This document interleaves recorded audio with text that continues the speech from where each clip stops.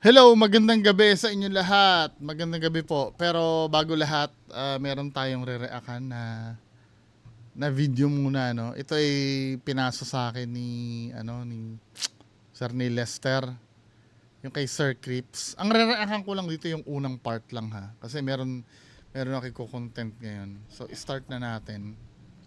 Ito ay multong nakuhanan ng camera. Multo sa BGC daw. Play nga natin. Forward na. Ang bidyong ito ay mula naman sa isang Pinoy na Facebook user Wait lang ha. Mabagal eh. na nagngangalang Jericho Williams. At kuha naman di umano ang bidyong ito ng kanyang pinsan na nagkwento sa kanya na sa tuwing siya ay uuwi galing sa kanyang trabaho ay madalas siyang napapatingin sa bintana ng isang gusali malapit sa kanyang trabaho. At madalas siyang may nakikitang babae na tila ba paikot-ikot di umano sa loob ng isang kwarto ng gusali. At para patunayan nga ang kanyang kwento ay sinubukan niya itong kuhana ng bidyo.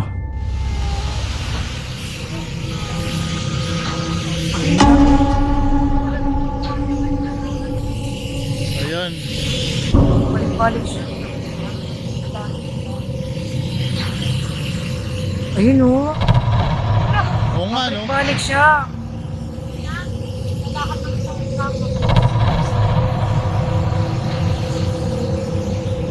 Ayun o, nakita ko. Saka, yun ang doon ba yan? Ayun. Oo nga. Ano? Ayun. Baka multo. Katakot na yung mukha no. Para siyang alam niyo yung sa Halloween si Michael Myers. Itim yung gano'n ha? Ala! Oo nga! Tingnan niyo maigi ha. Ala! Kamulto nga. Tinakpan yung camera! Ay, sorry. Ala! Di ba? Babae siya. Baka nakaupo. Mula sa dalawang bidyong ito ay makikita nga ang isang babae na may maputing mukha at makabang itim na buhok na babalik-balik sa bahaging ito ng kwarto at tila ba paulit-ulit na sumisilip sa bintana. Kamukha ni Sara Duterte ah.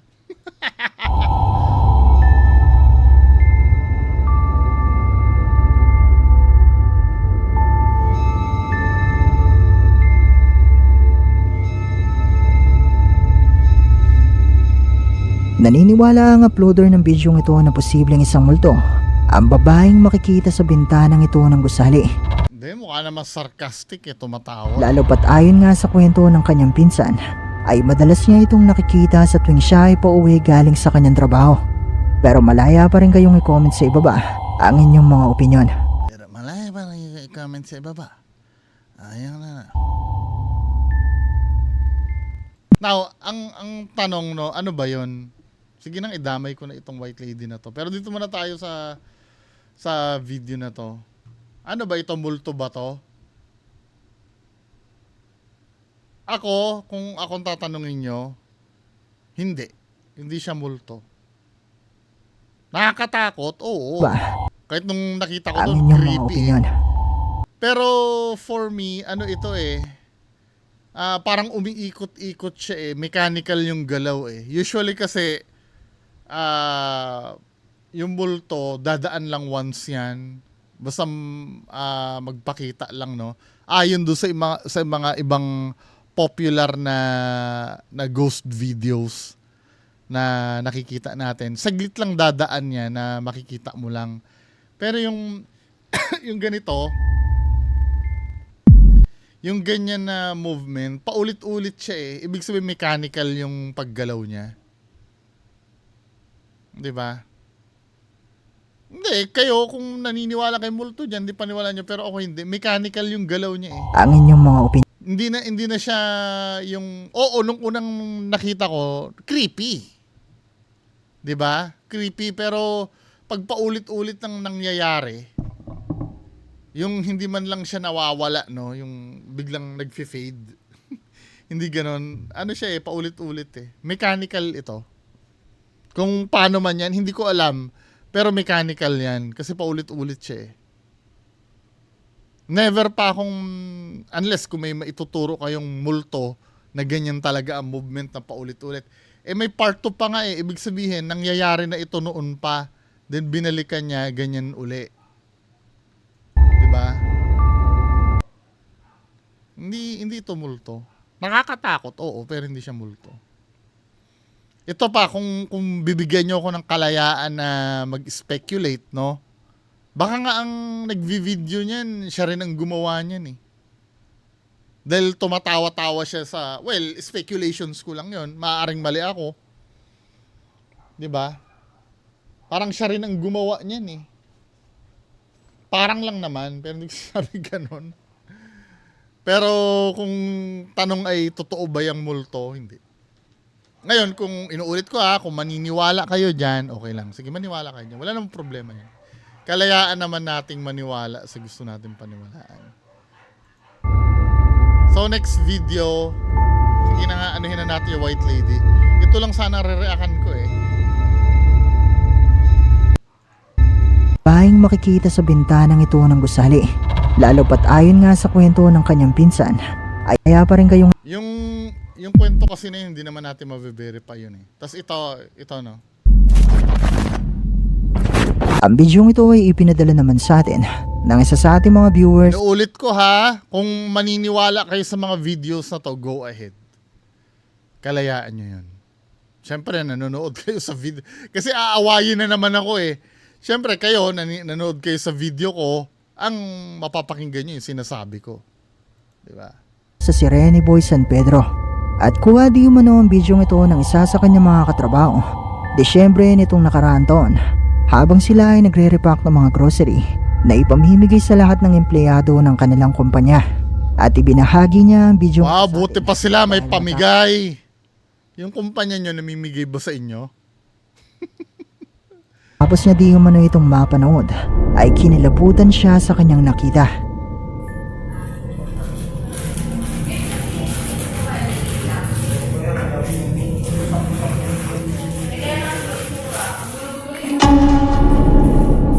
So yun, saan na ba yan? Ano nga natin? Mula sa bidyong ito, habang abala silang lahat sa pagre-repack ng mga grocery, ay nahagip di umano ng kanyang katrabaho ang di umano ng isang white lady na hindi nila nakikita ng mga oras na ito.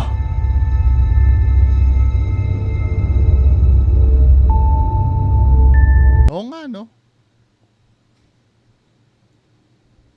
To.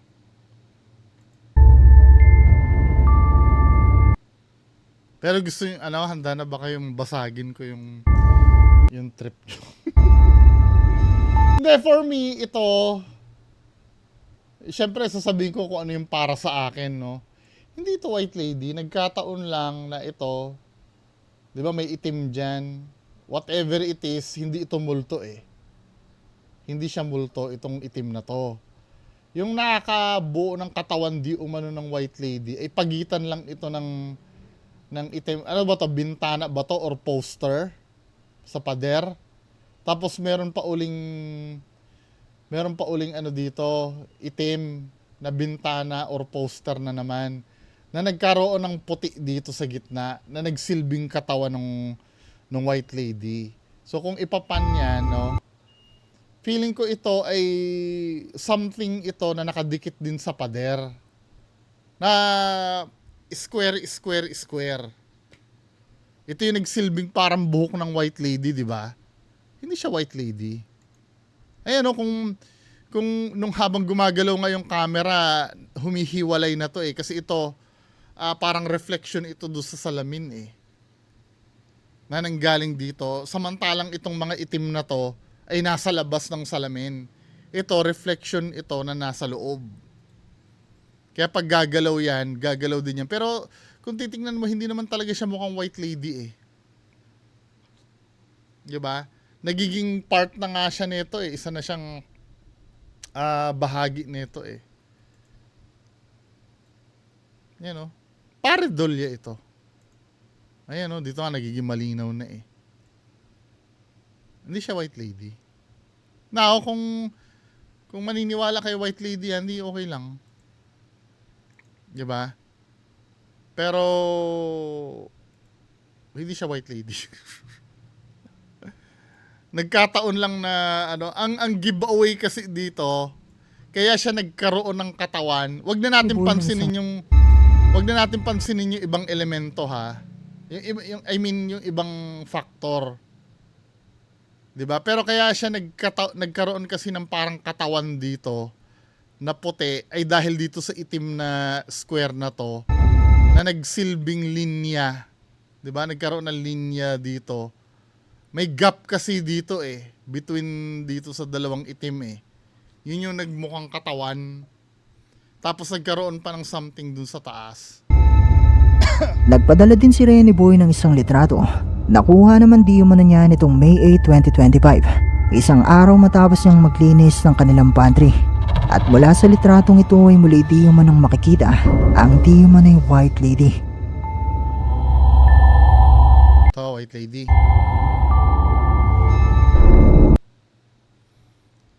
Ito case din ito ng pareidoll yamin May itim na ano dyan na pader din ito.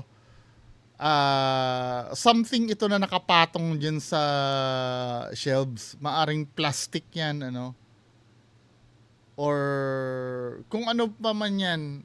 Dito nga may nakikita din ako na may malaking ulo na di ba? Sa pixelation ng camera kasi nabubuo yung image Pero kung titingnan mo, ang interpretasyon ko dito, ito ay something lang na nakapatong, tapos ito ay yung parang wall na itim na yan. Wall yan. Hindi siya white lady. Wall na black yan, or plywood na gano'n na... Dali lang ha. Ito picture lang pala to, hindi ito video. Na ito ay pumatong lang dyan na something. Hindi siya Now, inuulit ko ulit kung kayo ay naniniwala dyan, di go ahead. Hindi kayo naniniwala kayong white lady yan? I don't think so. Baka nga to coffee maker ito na nakapatong sa parang maliit na estante. Tapos black lang yung background. Anyway, proceed tayo do sa mismong bibilisan ko na to tong reaction video ko dito kay Kuya Red. Ito yung kay Kuya Red. So dito sa video na to, mga kababayan ko, anuhin natin, ayusin natin. So just sa video na yan, aalisin ko na yung sounds Ano ba naman tong pusa ko? Nandito yung pusa ko sa sa desk ko Gusto mo mag-hi sa camera? Ayun nandito sa. So dito sa video na to, yan may nakita siya sa SLS niya na phone app. App ito Yung mga ganyan. Huwag natin pansinin yan, di ba? So, dito, ang nakikita kong bagong strategy ni Kuya Red dito, na nakakaduda din, all throughout this video, nagtatanim na siya ng camera. Di ba? Nagtatanim siya ng camera na usually hindi niya ginagawa Saan na ba yan?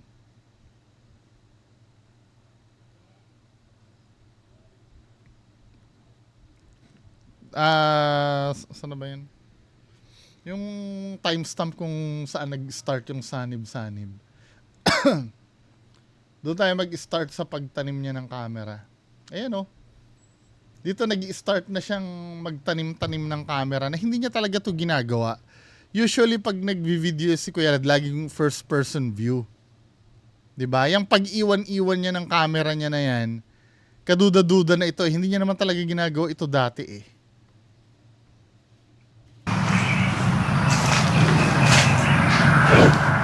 May mga time na oo, meron akong nakikita na tinataniman niya ng camera, pero may nangyayari laging pagsanib. Katulad doon sa Black Lady House, no? Nagtanim din siya ng camera, no, na parang ganyan, nasaniban din siya doon. Every time na na sasaniban siya, palaging dapat may hahawak ng camera or dapat laging naka-stand yung camera. 'Di ba? Kasi nga para makita ng full view yung niya, yung pagsanib. At hindi magulo sa camera. Salita si Oliver. Diba? Nagpe-prepare na siya niyan. Sinasanay na kayo ni Kuya Red na hindi do sa mismong pagsanib yung magtatanim. Pero piniprepare na kayo sa patinim-tanim ng camera na yan. Para masanay na kayo. Para hindi nyo isipin na, oy, awkward naman, no? Bigla mong tinanim yung camera mo, nasaniban ka. Diba? Para masanay lang kayo. Yun din yung actual na pagsanib, mangyayari yan, ibang anggulo ng pagtatanim ng camera. Parang ganyan yung practice daw ng ng mga Al-Qaeda pag mamumugot ng ulo eh. Yung kakaibiganin nila yung mga hostage nila, no? Kunyari sasabihin, hindi ka namin kunyari vivideohan lang na pupugutan ka kunyari ng ulo. Then hindi mo na matutuloy. Ganun uli, bibidyohan ka namin na din uulitin hanggang sa masanay na yung prisoner nila na akala nagbibiro lang lagi pag nagbi-video, dadating na yung time na talagang pupugutan na siya. Ganyan daw yung yung practice ng mga terrorist. May may halong psychology yun. Itong ginagawa ni Kuya Red, sinasanay-sanay kayo kunyari na tatanim ng camera, walang mangyayari, tatanim. Hanggang sa dumating na yung time, bandang 40 minutes, magtatanim na siya ng camera dito. Diyan na mangyayari yon, yung pagsanib, di ba? Play na natin. Ito na yung mismong re-reaction lang natin, yung pagsanib part.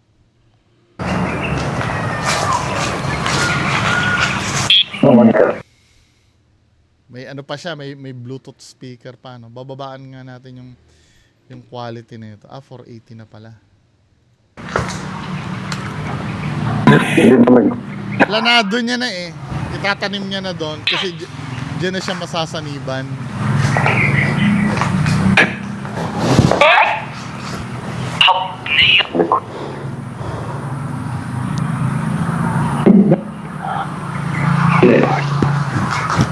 Ilan ba yung bilang nyo dito para alam nila?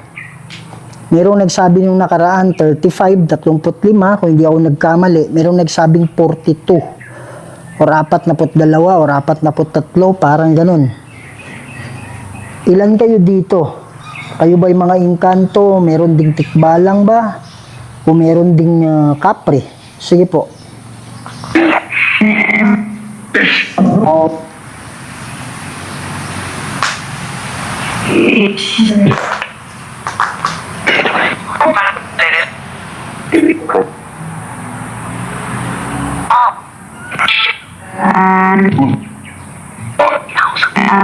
Dito sa may mismong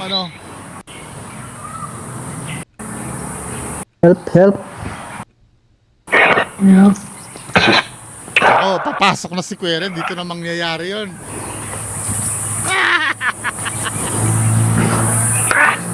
Uhugutin na ni Kuya Red yung yung blood capsule niya.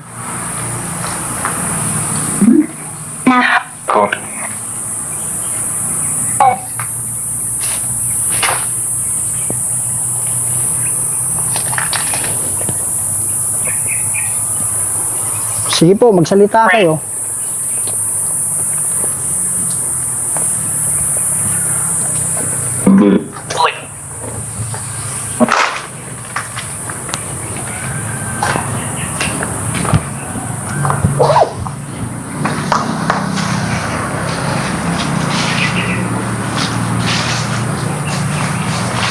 Isa-isa lang.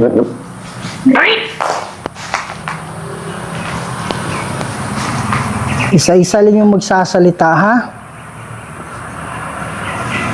Sanib na! Sabihin nyo, please, wag sirain yung tahanan namin.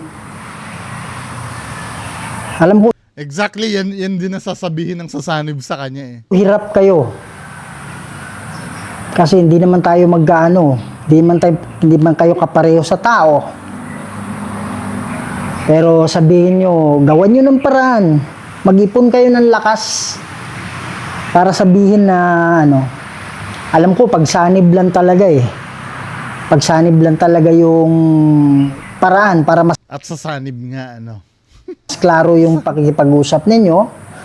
Pero gawan nyo ng paraan na magsalita kayo sa pamamagitan nito. Dito tayo mag-uusap.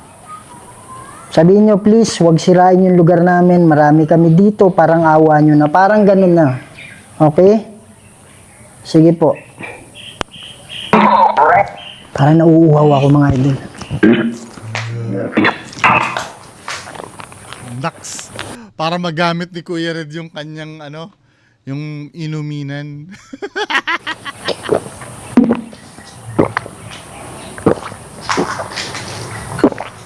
Naks, pinapakita niya yung niya yung kanyang inuminan, bibili din ako niya. Nakakaingit eh. Sige, magsalita kayo. Forward na natin ha. Alam ko hindi kayo ganun kagalis. So, saan napunta? Ba't nawala?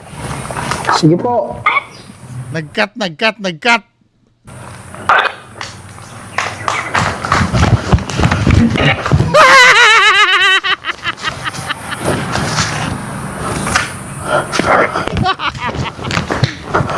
Parang penguin eh, no?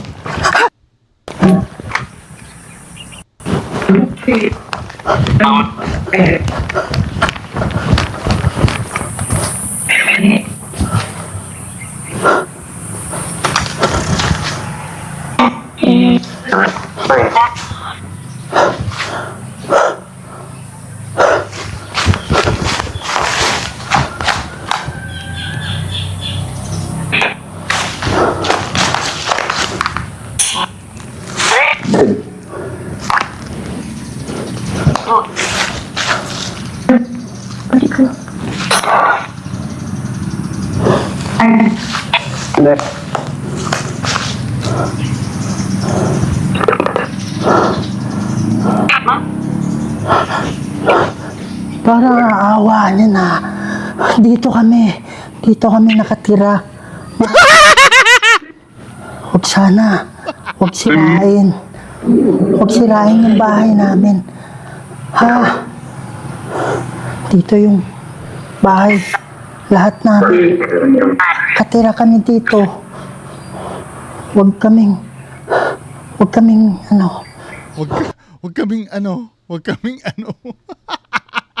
Iniisip niya yung sasabihin niya eh.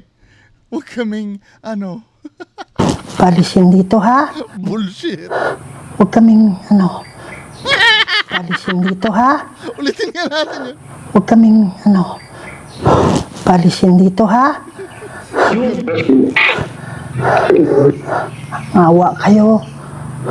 Maawa kayo sa mga nakatira dito. Marami kami.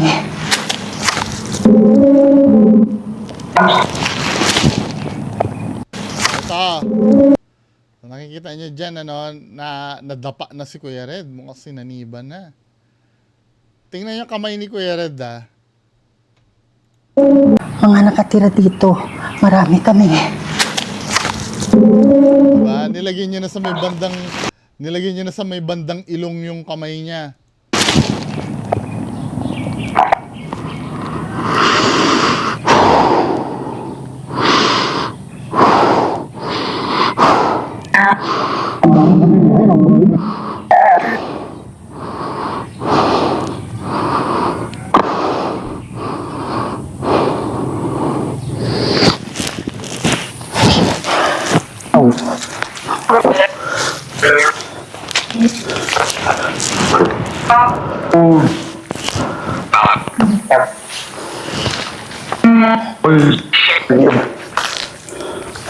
Mga idol, Lux!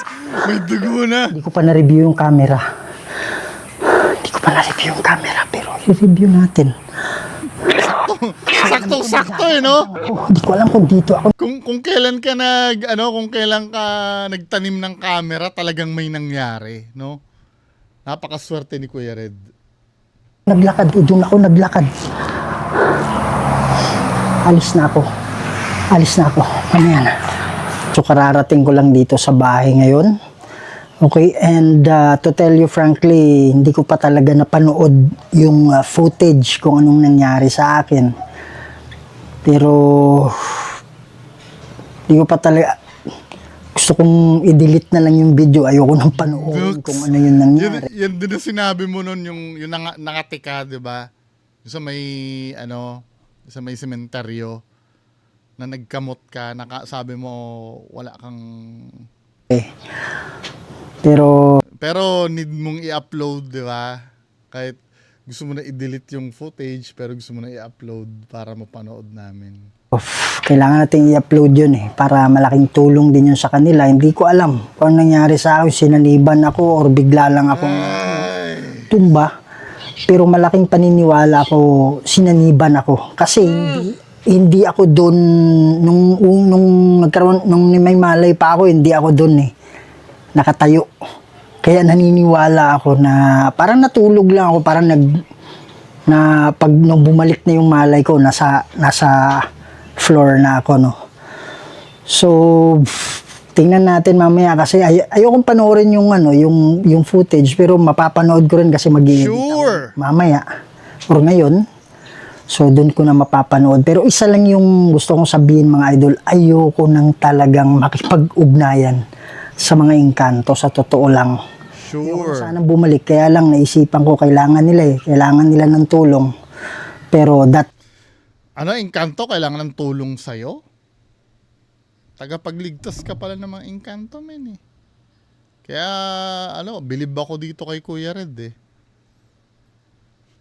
Bilib mo, engkanto nililigtas niya, no? Kailangan ng tulong ng mga engkanto. it will be the last time na makipag-ugnayan tayo sa engkanto. At hindi na ako babalik doon sa location na yun. Promise, ayoko nang bumalik doon, no? So, hindi ko alam kung ano nangyari sa akin, pero siguro meron namang mensahe na makakatulong sa kanila. So, ang masasabi ko lang, my job is done.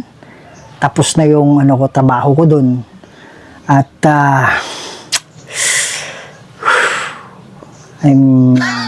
hindi naman sa masasabing excited, kaya lang parang ayokong mag-edit, parang ayokong panoorin Pero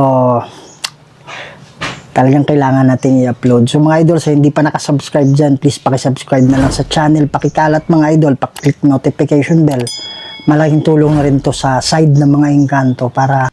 Engkanto? Ano kinalaman ng engkanto sa pag-subscribe sa'yo? Ikaw naman. Tapatin mo na, malaking tulong sa channel ko. Yun na lang. Hindi gagamitin mo pa yung engkanto eh. Wala namang pakialam ang engkanto sa channel mo eh. Ay, nako. para marinig sila doon sa hinaing nila. Okay, so medyo wala akong lakas ngayon, ganun talaga. Ingat kayo lagi and see you in the next video. Love you all.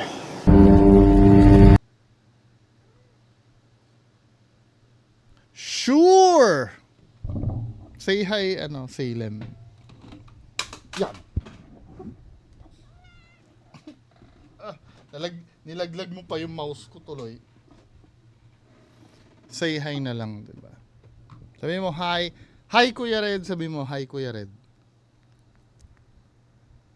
Kuya Red, hello. Tingin na, sabi mo hi bago tayo magpaalam. Hello. Hello. Yun lang po, magandang gabi sa inyo lahat. Bye-bye.